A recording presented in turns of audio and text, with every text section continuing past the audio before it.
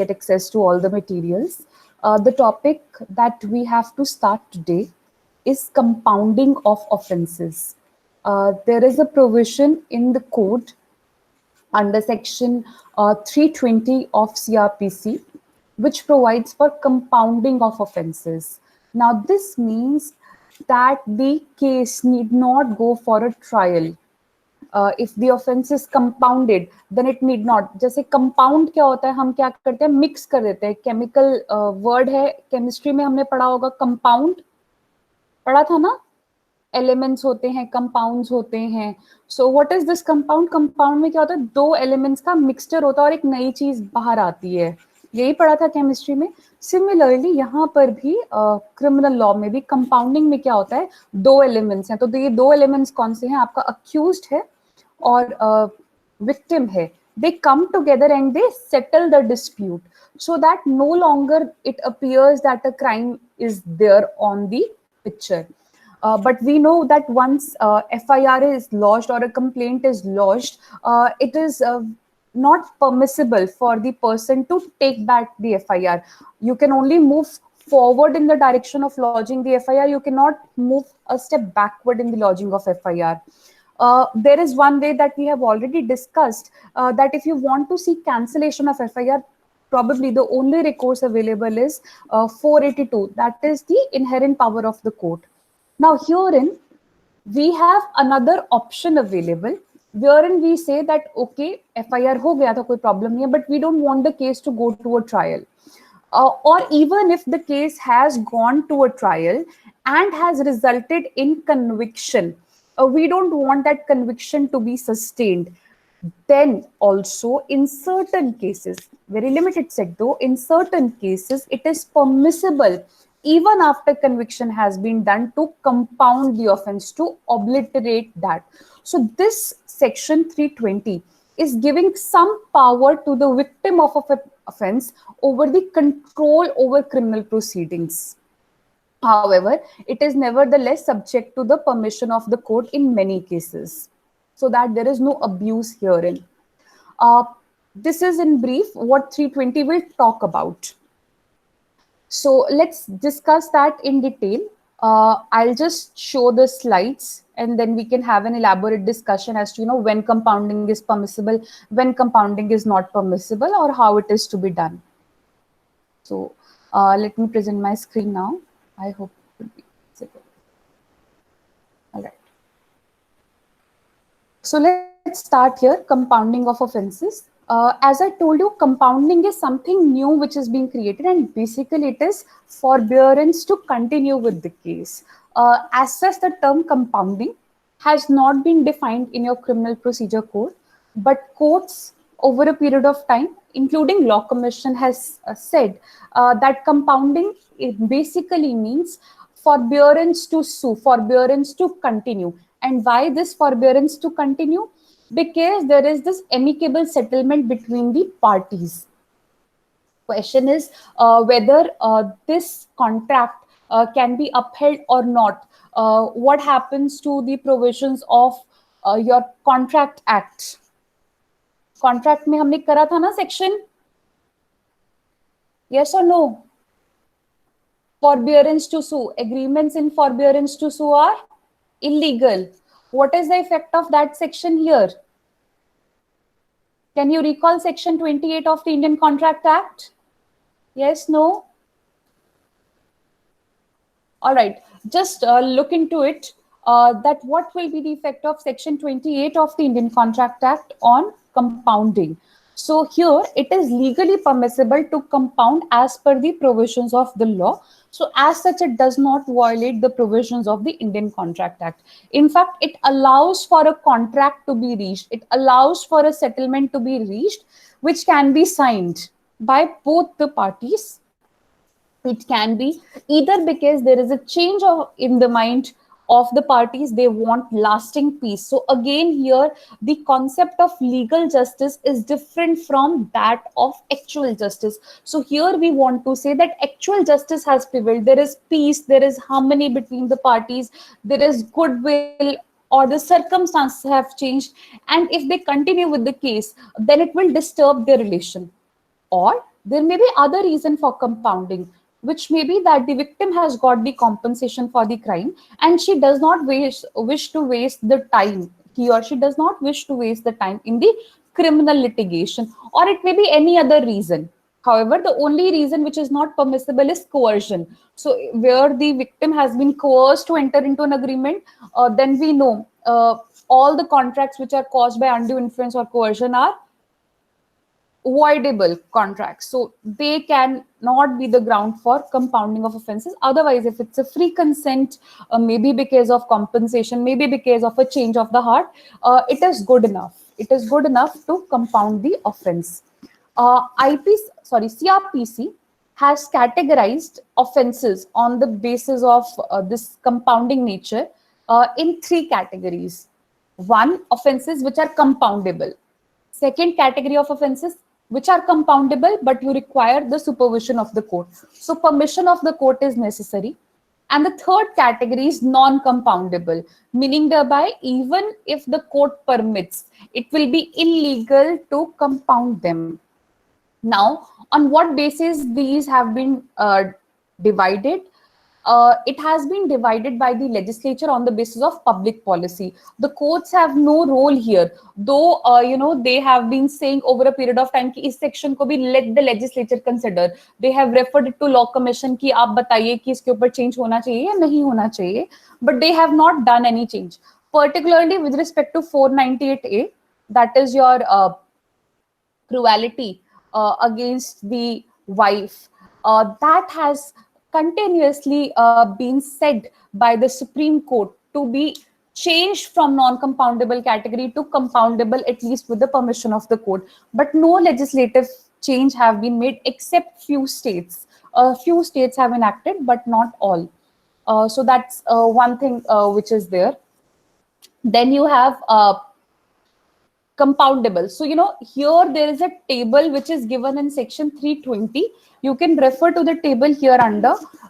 This will provide, so offenses are provided here, the name of the offense, the section of the offense, and by whom it is compoundable, that is provided. Section 320 subsection 1 provides for compoundable, the category of offenses. Subsection 2 provides for offenses which are compoundable for permission of the court, and offenses which do not mention either under clause 1 or clause 2 are non-compoundable.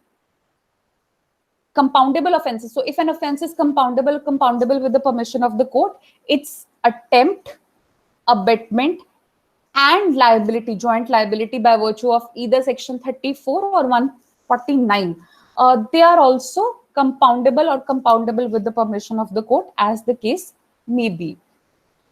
Then the question arises, who can compound the offense? Because this section was there very much from the beginning of CRPC, and the word victim was not used. They have given the category of the person.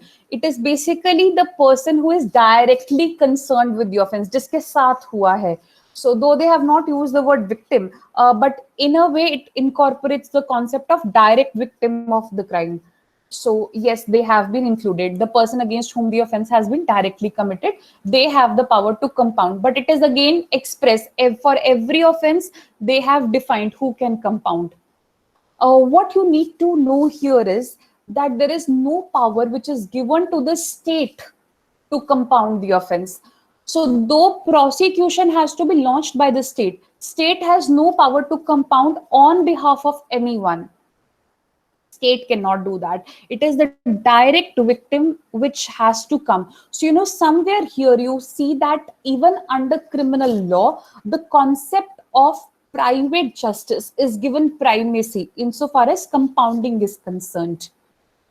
However, there are certain cases where persons, special cases basically, where persons who are incompetent to compound because they are incompetent to contract.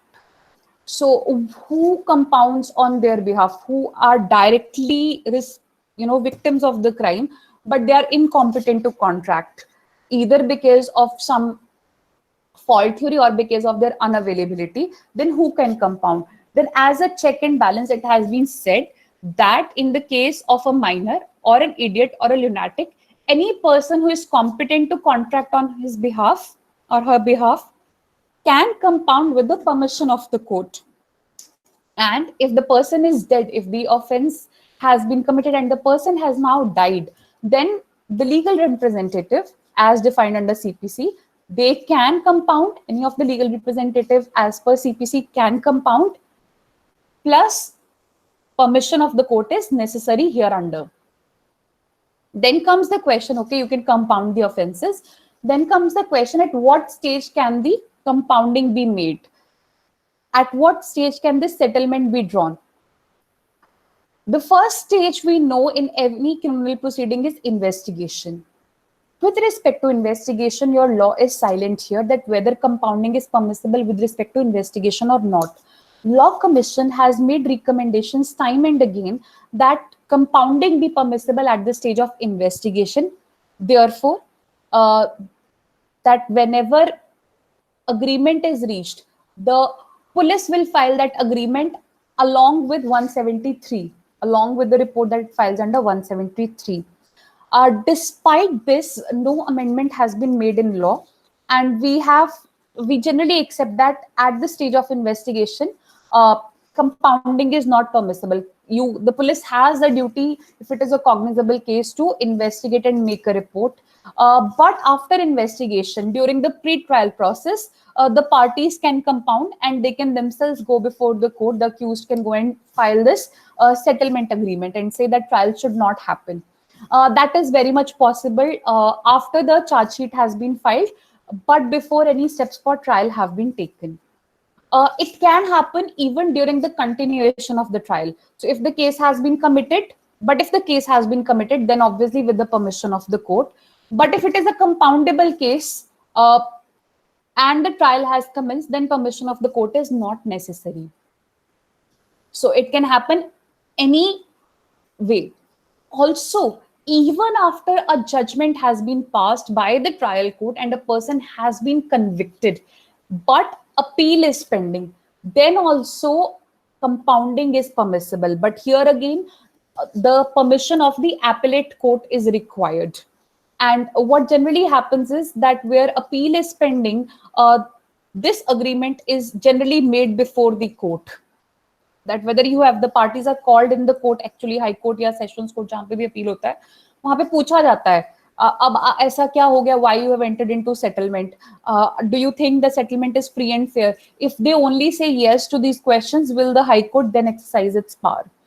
Similarly, if it is not a case fit for appeal, then if revision application has been filed, even under revision, the revisional court can exercise this power of compounding.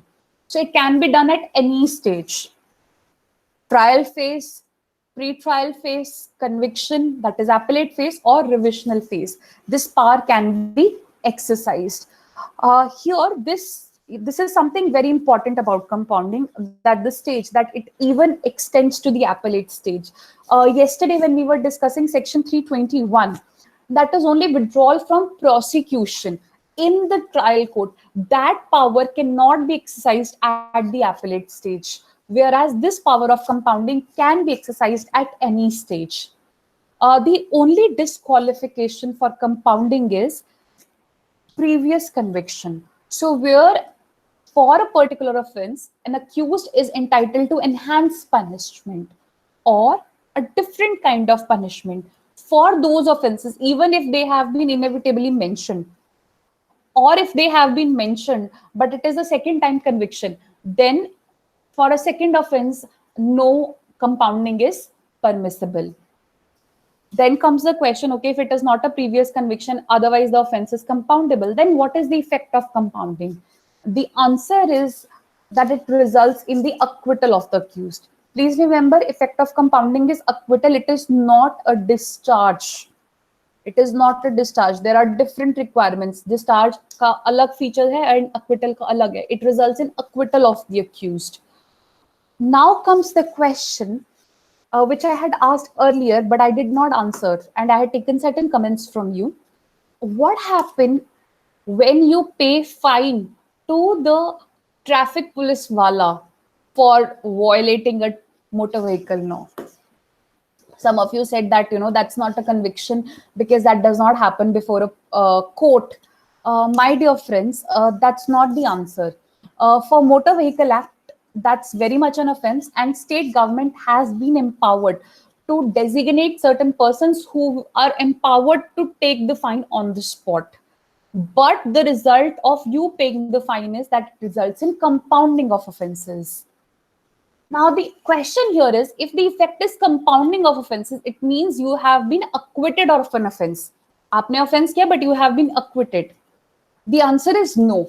Motor Vehicle Act, being a special legislation, has made a deviation from this Criminal Procedure Code and said expressly under Section 200, Clause 2, that wherever a person pays the fine and compounds the offense, the effect is discharge.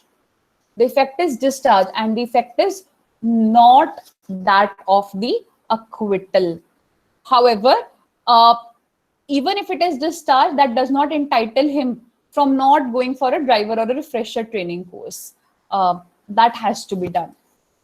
Again, this is one of the basic features of compounding. The state has no say. I mean, the office of the prosecutor has no say in compounding of cases. However, what has led to a lot of litigation on Section 320 is the residuary sections, sections which do not find a mention under Section 320 Clause 1 or Section 320 Clause 2. They have given an enormous rise to litigation.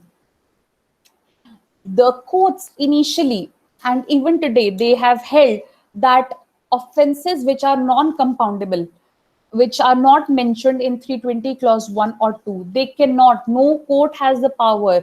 I mean, the trial court does not have the power under 320 then to compound them. They are non-compoundable and courts cannot compound them.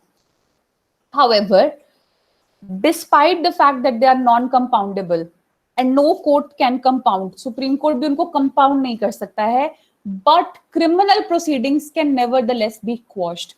Compounding is a different power and quashing of criminal proceedings is altogether a different power. Whereas 320 talks about compounding of offenses, 482 talks about the power, it talks about inherent power of the court, which includes even quashing of the prosecution by itself. And 320 is not a limitation to 482 because 482 starts with the word nothing in this code.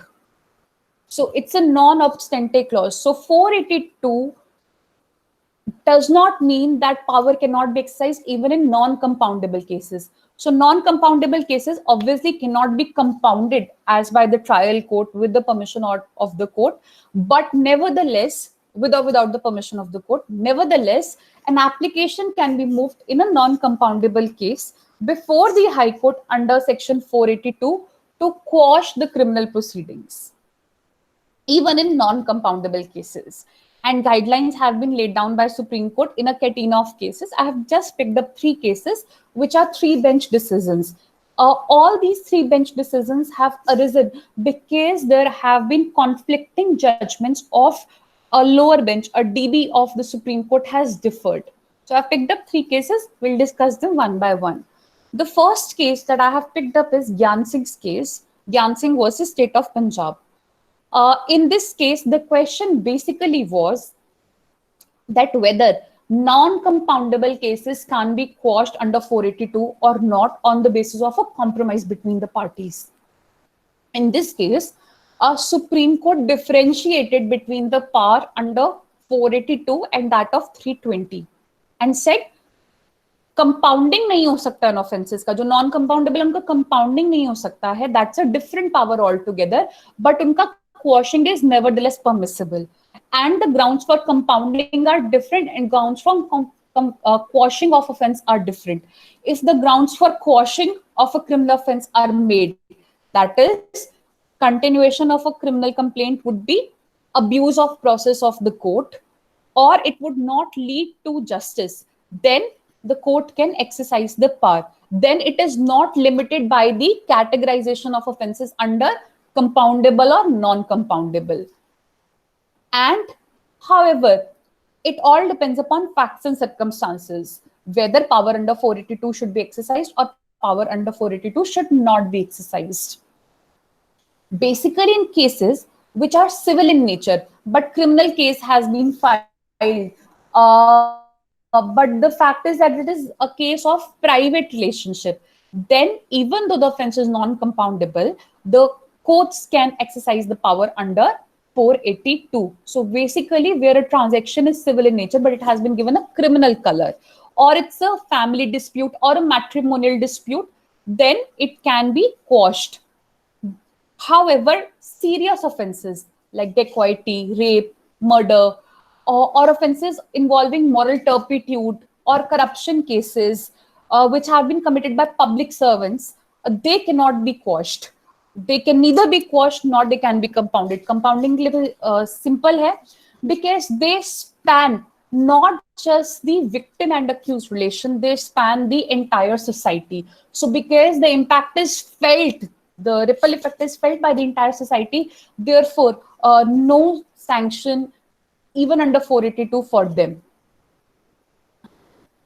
Then came the case of Prabhat Bhai Ahir versus State of Gujarat, a 2017 case, again three bench. This was a case in which the land, agricultural land, was converted into non-agricultural land on basis of forged documents and then sold. So land of X was converted without the consent of X, falsification of accounts were there, and then sold at an exorbitant price. And if he raised his voice that, how come my land has been sold, then he was threatened, intimidated. Something like Khosla Ka Ghosla. There is a movie, if you've watched that, Khosla Ka Ghosla. So something like that was happening here. And ultimately, these people who were the original landowners, they filed the cases. They filed FIR. Now later on they were given all the money that they had made, and now quashing of cases was filed under 482. The High Court in this case did not allow the application. The 482 में High Court के पास discretion है कि whether end of justice will be furthered or not, or whether the 482 will result, if 482 is not exercised, whether it will result in abuse of criminal process. So in this case, the High Court was of the opinion that no abuse of criminal process will, happen. In fact, if they do not allow prosecution, then there will be ill effects on the society. So High Court refused to exercise its power because there were serious offenses of extortion and forgery. Against this order of the High Court, the appellants accused have moved the Supreme Court. And Supreme Court also agreed with the High Court, reiterated what has been said in the previous case of Narinder Singh and Gyan Singh, and added a next para, added a new point that economic offenses, basically which have financial and economic implications on the state, they are not just impacting the accused, they are impacting the entire financial system. So whatever may be the situation, economic offenses having implications beyond the parties, they cannot be quashed under 482. Then came another question, whether power can be exercised with respect to attempt to murder. Where there is a private dispute, दोनों के बीच में basically commercial dispute है and हाथापाई हो गई है, and that has resulted even in attempt to murder. Whether that can be, whether power can be exercised under 482 or not. The landmark case here is State of Madhya Pradesh versus Lakshmi Narayan. Before this case, again, there were conflicting judgments of the Supreme Court. So this case has clarified. In this case, what happened? Sand mining, which happened in Madhya Pradesh. Wahan pe there were two gangs, which were doing that. And on one fine day, when this man who was operating the extraction machine, he was threatened by the other gang. They came with firearms and they even fired gunshots. A case was filed under 30734 IPC as well as under the Arms Act. But later on, there was a settlement between both the parties. Now, this settlement was filed before the High Court. Investigation was going on. Charge sheet abhi file nahi hua tha. investigation was going on, and they went to the High Court and said, quash the FIR, stop the investigation because we've reached a compromise. And High Court allowed it. Now the state has challenged this order of the High Court in an appeal before the Supreme Court. Supreme Court here did not agree with the mechanical approach adopted by the High Court, and it reiterated the law, which was stated in Gyan Singh and Narinder Singh, and also under another case, Shiji versus State of Gujarat, and said that, all right, if it is a heinous offense, then you cannot exercise your power under 482. However, what makes it heinous? Murder, rape, dacoity, they are heinous. But merely if section 307 is added, that is attempt to murder, murder nahi hua, attempt to murder hai, that would not per se make it serious. You have to refer to the facts and circumstances of each case and find out whether it is serious or not. And because in this case, the High Court had delved into nothing, no aspect as to what is the nature of injury. So here the approach of High Court was depreciated by the Supreme Court. So Supreme Court said here, mere mention of 307 or a heinous offense per se would not, but High Court will have to apply its mind in every case under 482. So it can go into what is the nature of the injury, what is the weapon charged, and basically in such cases, heinous or serious, so that High Court is prohibited from using its power under 482. It is better to wait till investigation is over. It is better to wait till the charge sheet has been framed or evidence is taken.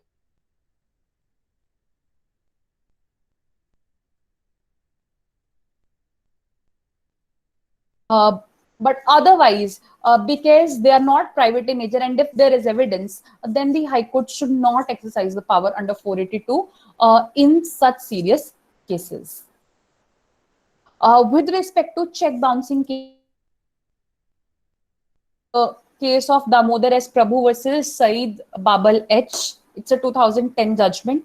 Again, in this case, 147 of Negotiable Instruments Act was compared with Section 320, and High Court had issued guidelines as to what stage can settlement be reached, and what cost has to be paid. You can also refer to the 237th report of Law Commission of India, 498A, as well as some other offences which they feel that the change needs to be brought into. That's it for compounding of offences. Last point that I have to discuss is with respect to rape cases. See, rape cases per se fall into the category of heinous offences, and as such, compounding is not allowed. There are only few cases, very rare, 1 or 2 judgments of the Supreme Court where the parties have married each other. My voice is breaking. Yes, ma'am. I feel there is a connection issue then. There is a connection issue. I'll just finish up. Just 2 more minutes. So, in rape cases, basically, the power is not to be exercised, but Supreme Court under 142 can do that. That is where, in the interest of justice, it feels it should be done. Then the Supreme Court can exercise the power, but not because marriage has been entered or there is with the party or with someone else. It's not a fit case, and later on it has been clarified by Supreme Court that those cases jahan pe allow kiya bhi hai, they were exceptional cases, and the ratio be confined to those very facts. It should not be broadly applied. So basically, rape cases may quashing of FIR is not allowed even under 482. Last point with respect to 482, non-compoundable cases में जहां पे settlement हो जाता है and court does not exercise its power under 482, it does not quash the FIR, then comes the question, then what is the effect of this settlement? Nevertheless, this settlement can be a relevant factor for mitigation of sentence.